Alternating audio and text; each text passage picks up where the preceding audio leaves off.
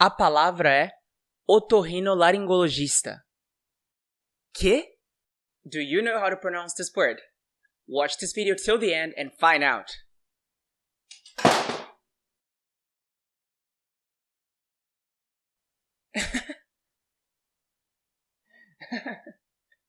Fala galera, beleza? Meu nome é Pedro, esse é o Learn Portuguese, and in today's video we'll talk about the hardest sounds to pronounce in Portuguese. And I'll divide this video in two sections because there are two kinds of difficult sounds, let's say. The first section consists of sounds that are hard to pronounce because they are not very present in other languages, not very often at least. And the second section consists of sounds that are hard to pronounce simply because some letters in Portuguese behave differently according to where they are in the word and what follows them. Hold on, I know it's too complicated, but I'll make a video very soon on how to pronounce every single sound in Portuguese. For now, we'll see only some of them. So without further ado, let's go. So the first sound we need to talk about is the NH sound, which is nha in Portuguese. Nha. Take for example the word banho.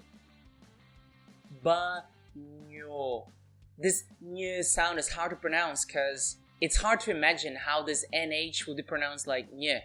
But that's pretty simple actually. All you have to do is press your tongue up against your palate and just say it nha. Nha. Banho. Banho. Banheiro. Caminhão. See? That's pretty easy. So, the second sound is the LH, which is pronounced like yeah. Take for example the word colher. Colher. Right, so as you see, the pronunciation will be colher. Colher. In this one, only the tip of your tongue will touch your palate. So it's pronounced lia. Lia. See? Only the tip of my tongue, lia, is pressed against my palate. So, nha and lia. Full tongue up your palate, only the tip up your palate. Let's see some examples. As I said before, colher, mulher, molho, and so on. Now, the next sound, or the next group of sounds I should say, are what we call in Portuguese the nasal sounds. Right, so first of all, let's take a look at this A with a mark. This mark is called tio in Portuguese, and anytime you see this on top of a vowel, it means that we need to use that nasal sound. So how do we make it? I remember back when I was at school, my teachers would always say, in order to produce the right nasal sound, all you have to do is plug your nose with your fingers. So, take for example the word maçã. It has a nasal sound on it. As you can see, it has a mark, it has the tio. So we're going to pronounce with the nasal sound. Let's take a look. Maçã. Maçã. So that's the sound we need. So all you have to do is practice in order to produce this sound without, of course, plugging your nose. Because you don't want to walk on the streets like that all the time, do you? I guess not. It's the same thing with O. So as you see, O, with the same mark, we have to use the nasal sound. Corações. Corações. Let's see how it's pronounced. Corações. Corações. Yeah, so all you gotta do is practice until you're able to make this sound without actually plugging your nose with your fingers. Right, so the next pair of sounds is AN, ON. So take for example the word jantar. Jantar. As you see, we got AN there in the middle, so that's how it's pronounced. Jantar. So as you see, it has a nasal sound as well. So let's try with our technique. Jantar. That works. So what's the difference between this A and this AN? The difference is in the sound. At the end of the letter, in the word jantar, for example, besides the nasal sound, you can also hear this n sound. So it's not jantar, it's more like jantar. So there's a little n at the end. It looks pretty silly, I know, but hey, that's how it's pronounced. Let's take a look at one with the word ON. It's the same, it's a nasal sound with a little n at the end. Take for example the word ponta. Ponta. Ponta. The nasal sound plus at the end. Cool? Right. So the next pair of sounds will be AM, OM, or as we say in Portuguese, om. And these will show up especially at the end of words. Take for example the verb cantam. Cantam. Let me pronounce it slow now to see if you can see the trick. Cantam.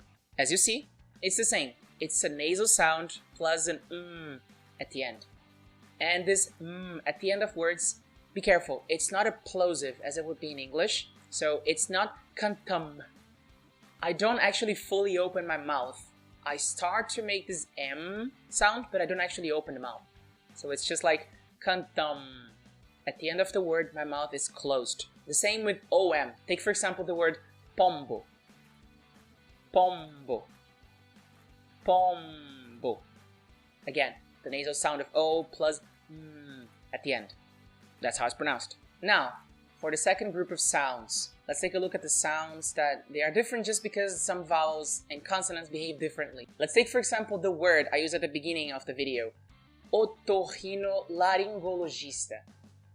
Yeah, I know, that's a pretty long word, but let's break it down into pieces so we can learn how to pronounce it. First of all, you see the double R. The double R is pronounced in Portuguese like ha, like an H. So the first part of the word, otorrino, otorrino, laring, see the ing sound, as I said, it's a nasal E sound, so laring. Now, we know how to pronounce the first part of the word, otorrino, laring. Now, for the G plus a vowel, as you see, we have in this word GO and GI. And the G sounds different. Pay attention. Gologista. Gologista.